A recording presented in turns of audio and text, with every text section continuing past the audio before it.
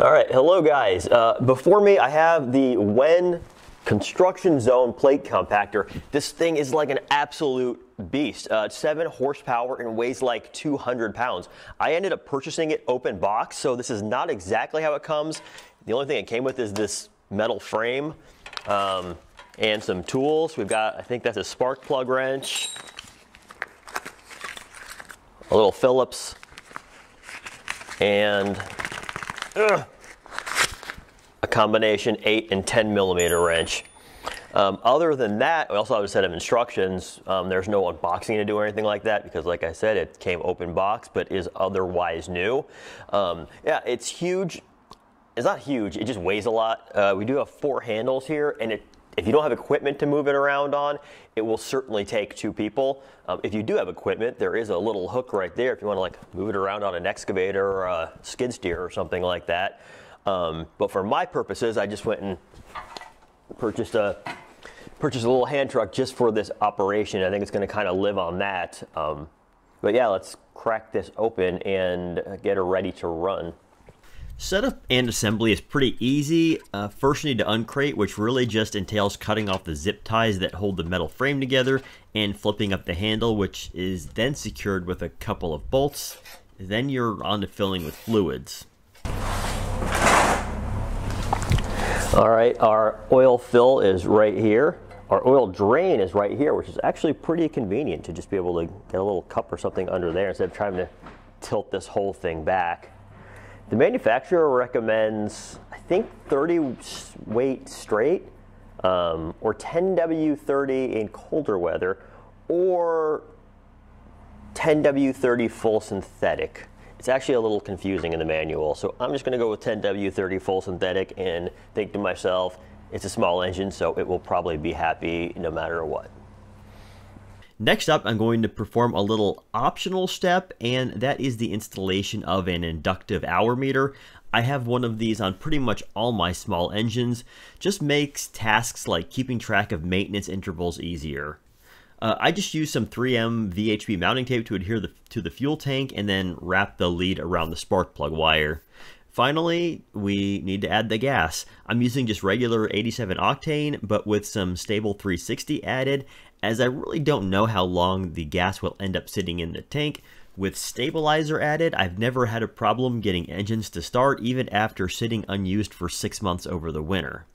Then it's hand truck time and off to my side yard, as you don't want to start this thing on a hard surface like concrete or asphalt.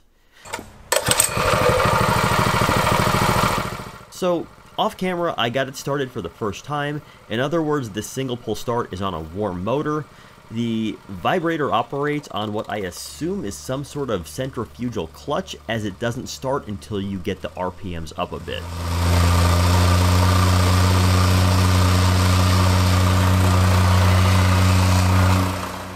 Sadly, I had to learn pretty quickly that this isn't a bidirectional machine.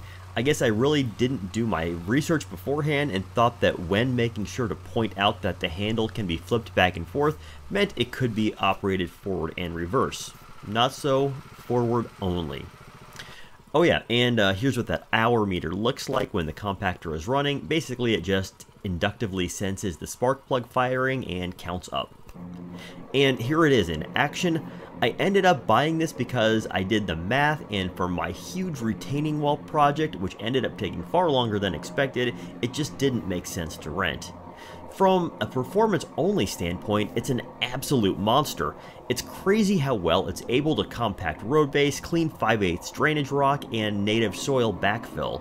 Literally, after putting down a couple inches of crushed rock and compaction, it felt like you were walking on asphalt. That said, and I'll say this knowing I might lose a couple points off my man card, it's almost too much for a single person to handle if your project is like mine and involves a lot of manual turning around in tight spaces, say for example the 3-foot space between the back of a retaining wall and the excavated trench. It weighs over 200 pounds and only goes in one direction, and it really doesn't have an ergonomic way to lift, so it's not just heavy, it's awkward.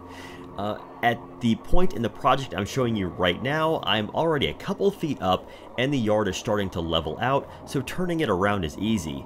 But a couple courses earlier, when changing direction meant manually lifting a hot machine for an about face, and I was cursing myself for not getting something slightly smaller or something that was bidirectional. But as I mentioned at the beginning of this video, there is one more way you can move this beast, and that's with your site equipment.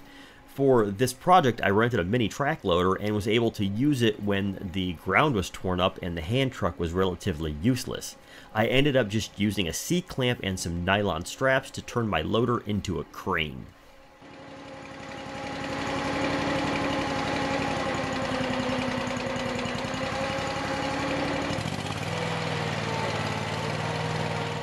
I was then able to drop it in my freshly excavated trench and start compacting.